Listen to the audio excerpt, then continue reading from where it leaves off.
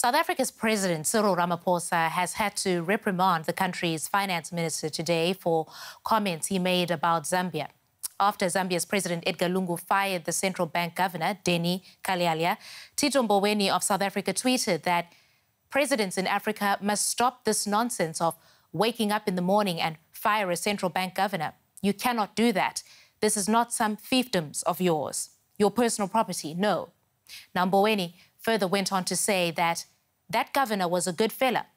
Why do we do these things as Africans? The President of Zambia must give us the reasons why he dismissed the governor, or else hell is on its way. I will mobilize. Mr. Mboweni has since deleted his tweets, but he did say that he stood by his statement, adding that the central bank independence was not negotiable. To talk more on this, we've invited Dr. Situmbeko Musogwetwana onto the program. He served as the finance minister of Zambia between 2008 and 2011. He is a member of the opposition United Party for National Development. Welcome to DW News Africa, Doctor. So South Africa's finance minister is insinuating that this is an issue of central bank independence. Do you know what he's talking about? Is the independence of Zambia's central bank under threat? Yes, by the way, I also served as a deputy governor of the Central Bank of Zambia, so I understand exactly what he's talking about. Yes, I think it's correct to feel that the central bank independence is being threatened, first of all, because of the manner by which the governor has been fired.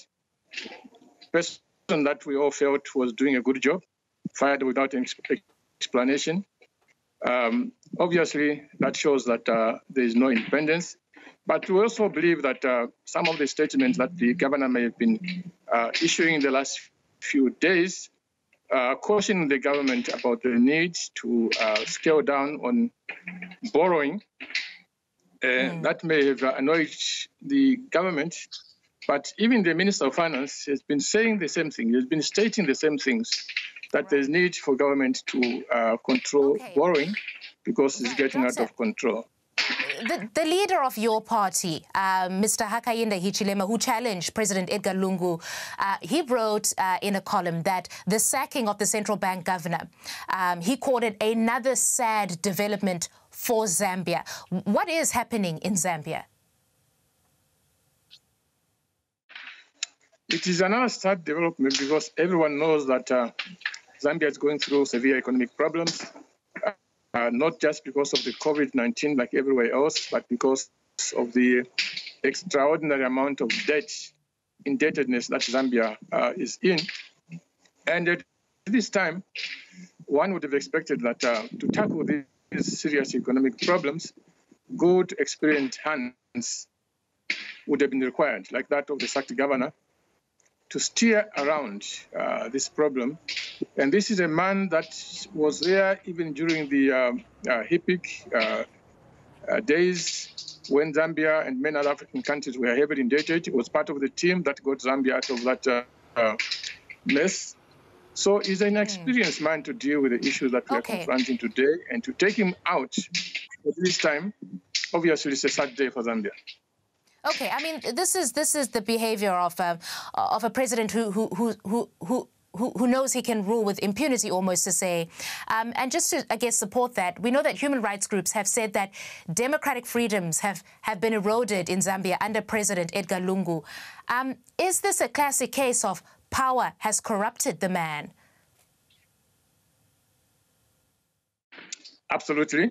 Just to give you a specific example, we are preparing for elections for next year, and part of that process, in compliance with the Constitution, says that the parties, the political parties themselves going to elections must go through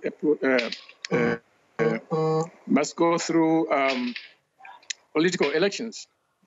But when our party goes for these conventions, for intra-party elections, we get arrested. Okay, but when the ruling party is doing the same thing, they're allowed.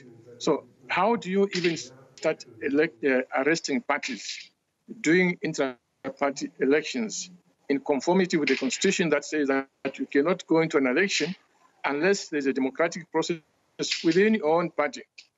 But you try and do that, you get arrested.